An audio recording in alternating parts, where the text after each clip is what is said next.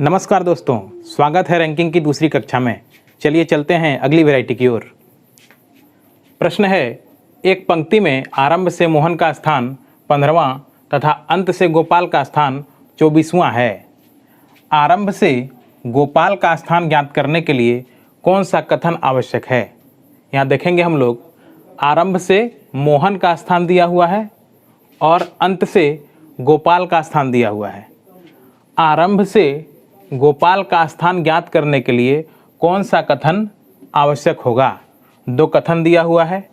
पहला कथन है कक्षा में कुल 45 व्यक्ति हैं और दूसरा कथन है अंत से मोहन का स्थान 31वां है। इस तरह के प्रश्न में हम लोग प्रत्येक ये जो स्टेटमेंट दिया हुआ रहता है, प्रत्येक स्टेटमेंट को चेक करते हैं, जांच करते हैं और देखते हैं किस स्टेटमेंट की मदद से मांगे गए प्रश्न का उत्तर प्राप्त किया जा सकता है। यहाँ हम लोगों से जो प्रश्न पूछा गया है वो आरंभ से गोपाल का स्थान पूछा गया है। आरंभ से गोपाल का स्थान प्राप्त करना है। हमने पिछली कक्षा में सीखा था कि एक पंक्ति में कोई भी एक व्यक्ति का आरंभ से स्थान प्लस अंत से स्थान -1 इक्वल टू उस पंक्ति में कुल व्यक्तियों की संख्या।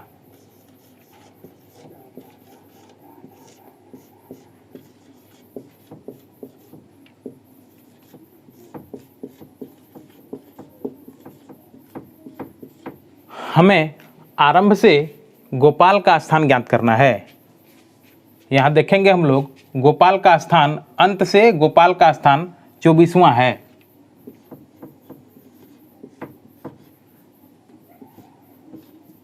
-1 हमें आरंभ से गोपाल का स्थान प्राप्त करना है।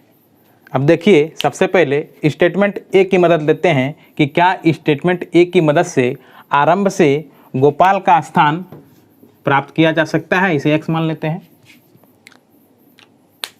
देखिए, कथन ए में दिया हुआ है कक्षा में कुल व्यक्तियों की संख्या 45 है, यानी यहाँ पर 45 हो जाएगा और इस इक्वेशन से x का मान प्राप्त किया जा सकता है।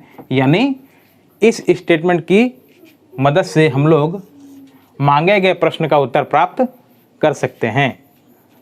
अब आइए स्टेटमेंट बी की जांच करेंगे कि क्या इस स्टेटमेंट की मदद से मांगे गए प्रश्न का उत्तर प्राप्त किया जा सकता है। आइए देखते हैं, जांच करते हैं स्टेटमेंट बी का।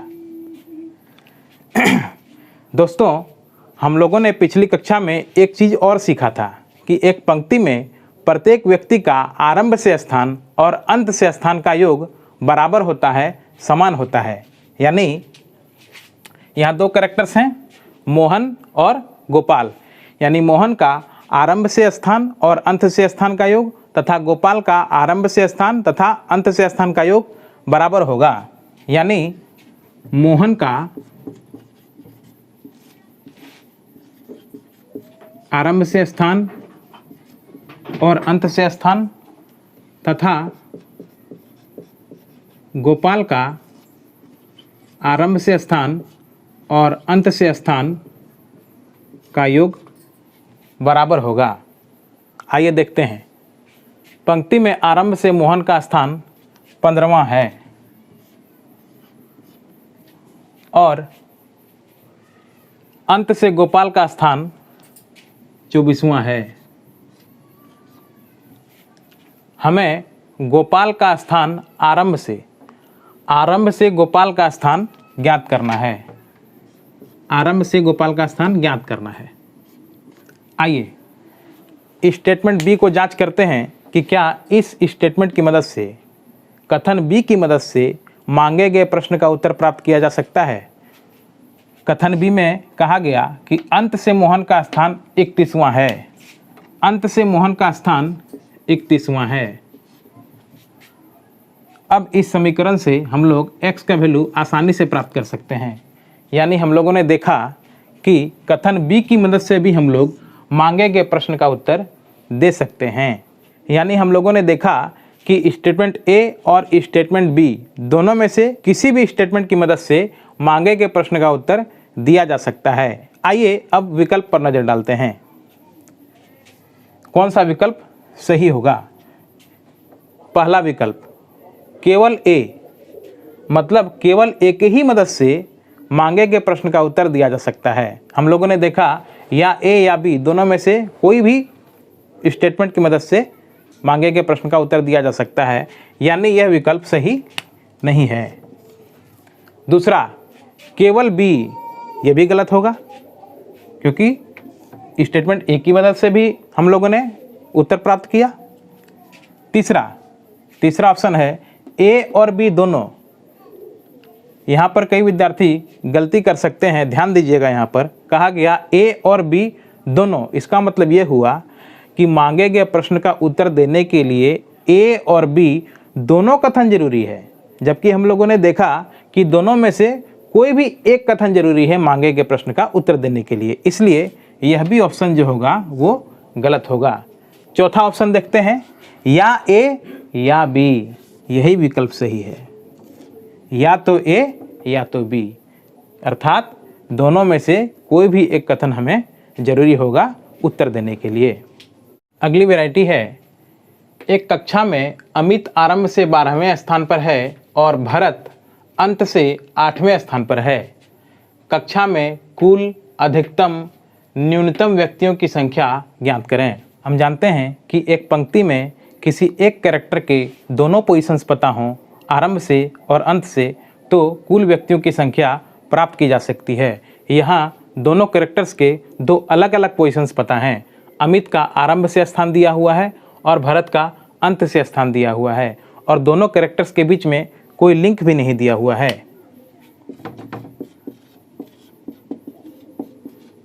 तो इस तरह के प्रश्न में हम लोग कुल संख्या तय नहीं कर सकते हैं।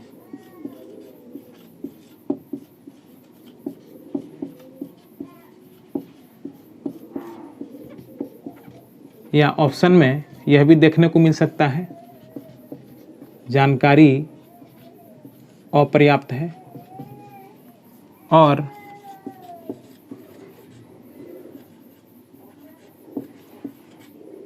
अधिकतम संख्या भी तय नहीं कर सकते, या जानकारी अपर्याप्त है। किंतु यदि न्यूनतम संख्या मांगी जाए तो ध्यान दीजिएगा, यहाँ कहा गया कि अमित आरंभ से 12वें स्थान पर और भरत अंत से 8वें स्थान पर है।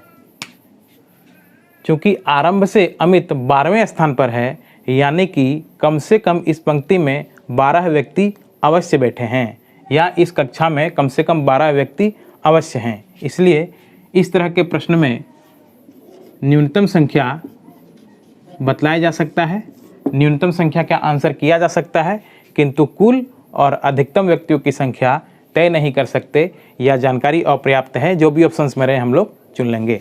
इसी तरह का एक और प्रश्न आ गया, एक पंक्ति में चेतन बाएं से 24वें स्थान पर और दीपक दाहिने से 32वें स्थान पर है।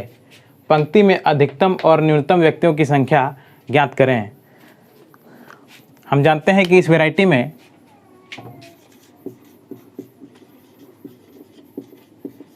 अधिकतम व्यक्तियों की संख्या हम लोग तय नहीं कर सकते,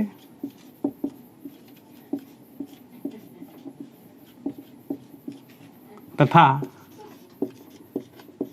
न्यूनतम व्यक्तियों की संख्या क्या होगी।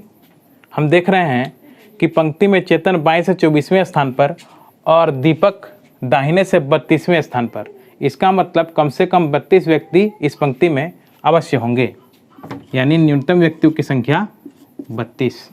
तो दोस्तों, इस वैरायटी में हम लोग केवल न्यूनतम व्यक्तियों की संख्या बता सकते हैं, कुल और अधिकतम व्यक्तियों की संख्या नहीं बता सकते। एक और प्रश्न है, एक पंक्ति में अशोक आरंभ से 8वें स्थान पर है और विनोद अंत से 12वें स्थान पर है। दोनों के बीच 2 व्यक्ति हैं। पंक्ति में कुल, अधिकतम, न्यूनतम संख्या ज्ञात करें। तो पिछली वैरायटी की ही तरह इस वैरायटी में भी 2 अलग अलग कैरेक्टर्स के 2 अलग अलग पोजीशंस बतलाए गए हैं। ये देखिए, अशोक आरंभ से 8वें स्थान पर और विनोद का अंत से पोजीशन दिया हुआ है 12वें स्थान पर। पिछली वैरायटी में दोनों कैरेक्टर्स के बीच कोई लिंक नहीं रहता था। इस वैरायटी में दोनों कैरेक्टर्स के बीच लिंक दिया हुआ है, कि दोनों के बीच दो व्यक्ति हैं। और प्रश्न फिर से वही है, कुल, अधिकतम, न्यूनतम। आइए यहाँ क्या होता है सीखते हैं। तो इस तरह के प्रश्न में दो कंडीशंस बनते हैं।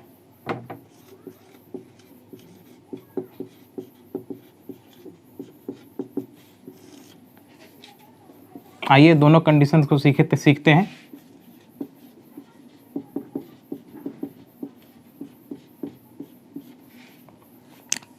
कहा गया अशोक आरंभ से 8वें स्थान पर है। अशोक, मान लिया यहाँ पर अशोक बैठा है, यानी यह जो स्थान है आरंभ से 8वां है।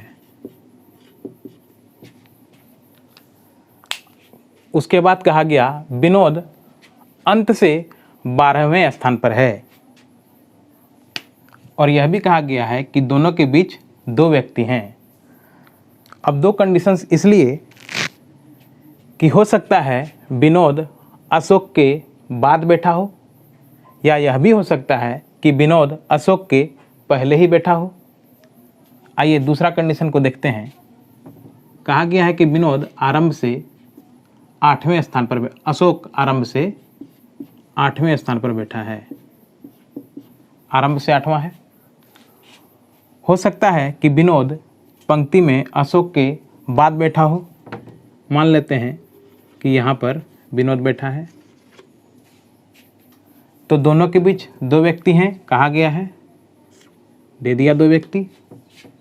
आरंभ से अशोक 8वां, बीच में 1 2 दो व्यक्ति, और फिर विनोद बैठा है। और यह जो स्थान है विनोद, देखिए कहा गया है विनोद अंत से 12वें स्थान पर बैठा है, यानी यह जो विनोद का स्थान है वो अंत से 12वां है। चलते हैं दूसरे कंडीशन पर। कहा गया अशोक आरंभ से 8वें स्थान पर बैठा है। हो सकता है कि विनोद अशोक से पहले ही बैठा हो। मान लेते हैं कि विनोद यहाँ पर बैठा है, और दोनों के बीच कितने व्यक्ति, दो व्यक्ति, 1 2, और यहाँ पर विनोद। और कहा गया है कि विनोद अंत से 12वें स्थान पर है, यानी यह जो स्थान है वो अंत से 12वां है। हो गई दो स्थिति। आइए दोनों स्थितियों को हल करते हैं। कुल व्यक्ति ज्ञात करने के लिए एक ही कैरेक्टर का दोनों पोजीशंस चाहिए। आइए अशोक या विनोद, किसी की भी मदद से हम लोग कुल व्यक्तियों की संख्या प्राप्त कर सकते हैं। कुल व्यक्तियों की संख्या, अशोक का आरंभ से पोजीशन जो है वो है 8वां, और अंत से अशोक का पोजीशन क्या होगा। देखिए यह जो स्थान है बी 12वां है, ये 13वां होगा अंत से, ये 14वां होगा, और यह व्यक्ति अंत से 15वां होगा, यानी अशोक अंत से 15वें स्थान पर बैठा है। -1 निकल गई कुल व्यक्तियों की संख्या 22। हम विनोद के दोनों पोजीशंस का भी उपयोग कर कुल व्यक्तियों की संख्या यहाँ प्राप्त कर सकते हैं। अंत से विनोद का स्थान 12वां, आरंभ से विनोद का स्थान देख लेते हैं। आरंभ से यह जो स्थान है ये 8वां है, यह 9वां होगा, यह 10वां होगा, और यह 11वां होगा, यानी आरंभ से विनोद 11वें स्थान पर बैठा है। यहाँ से भी कुल व्यक्तियों की संख्या हम लोग निकाल लेते हैं। अब चलते हैं दूसरे कंडीशन पर। आरंभ से अशोक का स्थान 8वां, अंत से विनोद का स्थान 12वां, और दोनों के बीच दो व्यक्ति। हमें कुल व्यक्तियों की संख्या निकालने के लिए एक ही कैरेक्टर के दोनों पोजीशंस की आवश्यकता है, या अशोक का दोनों स्थान या विनोद का दोनों स्थान। चलिए हम लोग अशोक के दोनों स्थानों का उपयोग करते हुए कुल व्यक्तियों की संख्या निकालते हैं। अशोक का आरंभ से स्थान है 8वां, अशोक का अंत से स्थान ज्ञात करते हैं। आइए देखते हैं। यह जो स्थान है, ये जो स्थान है ये अंत से 12वां है, यानी यह जो व्यक्ति होगा अंत से 11वां होगा, यह व्यक्ति अंत से 10वां होगा, और यह व्यक्ति जो अशोक है वो 9वां होगा। और -1, निकल गई कुल व्यक्तियों की संख्या। अब विनोद के पोजीशंस, दोनों पोजीशंस का उपयोग कर कुल व्यक्तियों की संख्या निकाल लेते हैं। विनोद का अंत से जो स्थान है वो है 12वां। चलिए इसका आरंभ से स्थान को देखते हैं। ये जो स्थान है अशोक का आरंभ से 8वां है, यानी यह व्यक्ति आरंभ से 7वां होगा, यह व्यक्ति 6ठा होगा और यह व्यक्ति 5वां होगा। मतलब विनोद आरंभ से 5वें स्थान पर बैठा है। यहाँ से भी कुल व्यक्तियों की संख्या निकल गई। हम लोग ऐसे क्वेश्चन में दोनों कंडीशन को हल करके देख लिए। एक में कुल व्यक्तियों की संख्या 22 आई और एक में कुल व्यक्तियों की संख्या 16 आई। इस तरह के प्रश्नों में दो कंडीशंस होते हैं और दोनों कंडीशंस को हमने हल करके देख लिया। प्रश्न है कुल व्यक्तियों की संख्या। तो कुल व्यक्तियों की संख्या उत्तर क्या होगा, 22 या 16। अधिकतम व्यक्तियों की संख्या,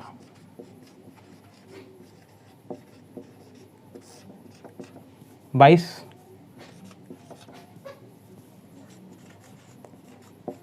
न्यूनतम व्यक्तियों की संख्या 16। आइए अब इतना कुछ करने की आवश्यकता नहीं, इस तरह के प्रश्नों को और भी आसान तरीके से हल करना सीखते हैं। जैसे ही इस तरह के प्रश्न हम लोग देखेंगे, हम लोग समझ जाएंगे कि इस तरह के केस में दो तरह के उत्तर मिलते हैं, एक अधिकतम और एक न्यूनतम। तो जब अधिकतम पूछा जाए तो अधिकतम के लिए हम लोग सभी डाटा को जोड़ देते हैं। दोनों कैरेक्टर के दोनों पोजीशंस को जोड़ दीजिए। 8 अशोक का आरंभ से स्थान और विनोद का अंत से स्थान 12वां, और बीच में जितने भी व्यक्ति रहेंगे उसे जोड़ देंगे। यहाँ पर 2 व्यक्ति इसलिए 2 को जोड़ दिया गया, तीनों को जोड़ दीजिए। 12, 8, 20 और 2, 22। ये हो जाएगी अधिकतम व्यक्तियों की संख्या।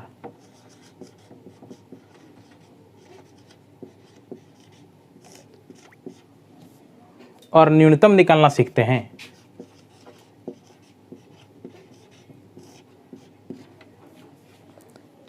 इसमें दोनों कैरेक्टर के दोनों पोजीशंस को सबसे पहले जोड़ेंगे।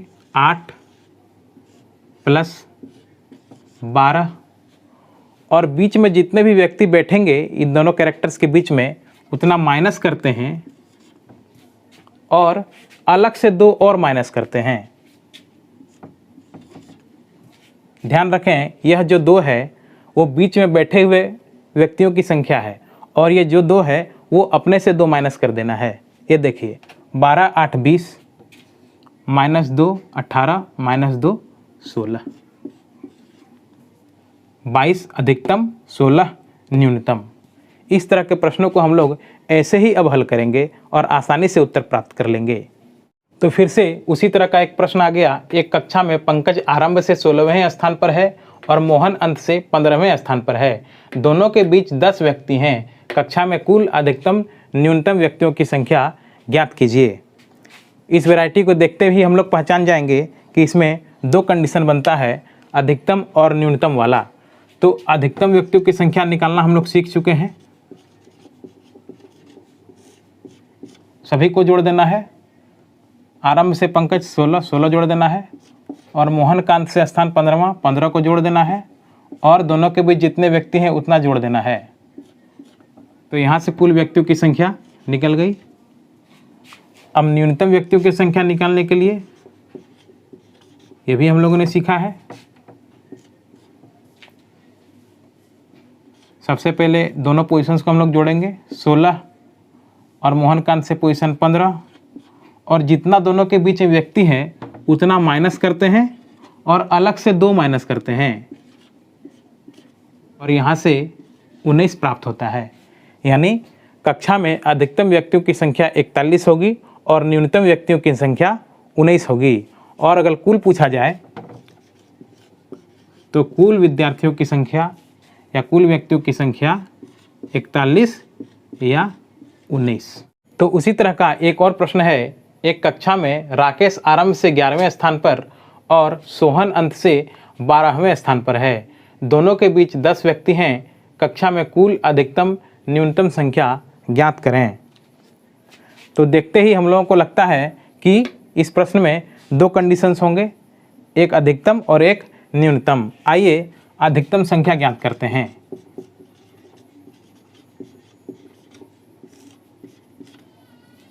अधिकतम निकालने के लिए 11 + 12 और दोनों के बीच 10, कुल 33 व्यक्ति। आइए न्यूनतम संख्या निकालते हैं। न्यूनतम संख्या निकालने के लिए हम लोग 11 और 12 को जोड़ते हैं और बीच में जो संख्या रहती है उसे घटा देते हैं, बीच में जो व्यक्ति बैठे रहते हैं, और फिर अलग से 2 माइनस करते हैं। आइए इसे हल करके देखते हैं। 2 1 3 1 1 2 23 माइनस 12, 23 माइनस 12 इक्वल टू 11। क्या कक्षा में न्यूनतम व्यक्तियों की संख्या 11 हो सकती है? आइए देखते हैं। कक्षा में राकेश आरंभ से 11वें स्थान पर है और सोहन अंत से 12वें स्थान पर है। यहाँ ध्यान दीजिएगा, सोहन अंत से 12वें स्थान पर है, यानी इस कक्षा में कम से कम 12 व्यक्ति अवश्य हैं, 12 से कम हो ही नहीं सकते। यानी इस प्रश्न में न्यूनतम का कंडीशन नहीं बनेगा, 11 उत्तर नहीं होगा। तो उत्तर क्या होगा? कुल व्यक्तियों की संख्या 33, अधिकतम व्यक्तियों की संख्या 33 तथा न्यूनतम व्यक्तियों की संख्या भी 33। दूसरा कंडीशन बनेगा ही नहीं, यानी पहला कंडीशन ही बनेगा। तो कुल व्यक्तियों की संख्या 33, अधिकतम व्यक्तियों की संख्या 33 और न्यूनतम व्यक्तियों की संख्या भी 33 होगी। दोस्तों, मन में प्रश्न आ रहा होगा कि इस तरह के प्रश्नों को देखकर हम कैसे जानेंगे कि कौन से प्रश्न में दोनों कंडीशन बनेंगे और कौन से प्रश्न में केवल एक ही कंडीशन बनेगा। बहुत ही आसान है, चलिए सीखते हैं। तो ऐसे प्रश्न में दो कैरेक्टर्स के दो अलग अलग पोजीशंस बताए जाते हैं और बीच में बैठने वाले व्यक्तियों की संख्या बताई जाती है। देखिए, राकेश का आरंभ से स्थान 11वां है और सोहन का अंत से स्थान 12वां है। दोनों पोजीशन में देखेंगे कि छोटी संख्या कौन सी है। यहाँ देखिए 12 और 11, छोटी संख्या 11 है। बड़ी संख्या पर हम लोग ध्यान नहीं देंगे, छोटी संख्या को देखेंगे। और अब देखेंगे कि बीच में बैठने वाले व्यक्तियों की संख्या कितनी है, 10 है। यहाँ देखेंगे कि जो छोटी संख्या है और जो बीच में बैठने वाले व्यक्तियों की संख्या है, दोनों में अंतर कितना है। दोनों में अंतर कम से कम 2 होना चाहिए। यहाँ देखिए, दोनों में अंतर मात्र 1 है। दोनों में अंतर कम से कम 2 होना चाहिए, यानी बीच में बैठने वाले व्यक्तियों की संख्या इस छोटी संख्या से कम 2 कम होना चाहिए। यदि 2 कम नहीं रहेगा तो हम लोग जान जाएंगे कि यहाँ पर केवल एक ही कंडीशन बनेगा, 2 कंडीशन नहीं बनेगा। एक ही केस बनेगा और कुल भी वही, अधिकतम भी वही और न्यूनतम भी वही संख्या होगी। आइए इस तरह का एक और प्रश्न ले लेते हैं। एक पंक्ति में कविता आरंभ से 16वें स्थान पर और सुनीता अंत से 15वें स्थान पर है। दोनों के बीच 14 व्यक्ति बैठे हैं। पंक्ति में कुल अधिकतम न्यूनतम व्यक्तियों की संख्या ज्ञात करें।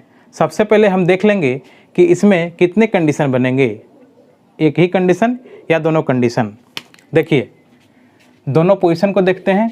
कविता आरंभ से 16वें स्थान पर और सुनीता अंत से 15वें स्थान पर।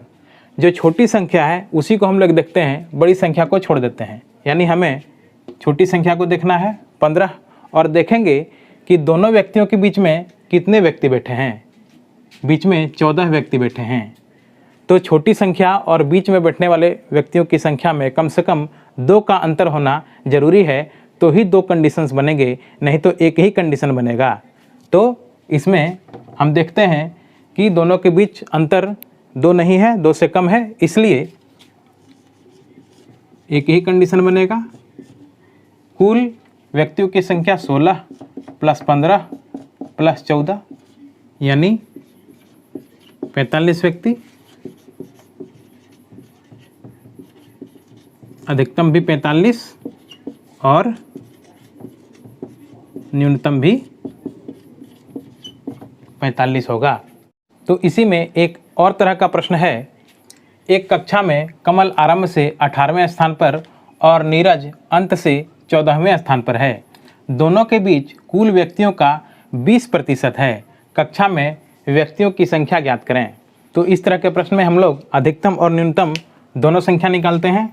मान लेते हैं कुल व्यक्तियों की संख्या x, अधिकतम संख्या निकाल रहे हैं हम लोग, कुल व्यक्तियों की संख्या मान लेते हैं x। तो कुल व्यक्तियों की संख्या के लिए हम लोग दोनों पोजीशंस को जोड़ते हैं, 18 + 14 और बीच में बैठने वाले व्यक्तियों की संख्या, बीच में बैठने वाले व्यक्तियों की संख्या 20% है, यानी x का 20% यानी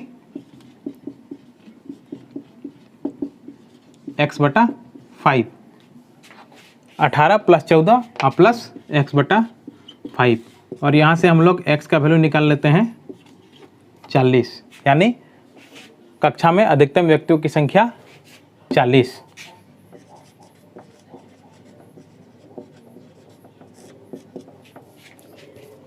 और अब न्यूनतम व्यक्तियों की संख्या निकालते हैं। कुल व्यक्तियों की संख्या हमने x माना है। न्यूनतम के केस में दोनों पोजीशंस को हम लोग जोड़ते हैं, 18 14 और बीच में जितने व्यक्ति बैठते हैं उतना हम लोग माइनस करते हैं और अलग से 2 माइनस करते हैं और यहाँ से हम लोग x का वैल्यू निकाल लेते हैं 25, यानी अधिकतम व्यक्तियों की संख्या 40 और न्यूनतम व्यक्तियों की संख्या 25। और यदि कुल व्यक्ति मांगा जाए तो हम लोग लिखेंगे 40 या 25। तो रैंकिंग की अगली वैरायटी के लिए मिलेंगे अगली कक्षा में। तब तक के लिए नमस्कार।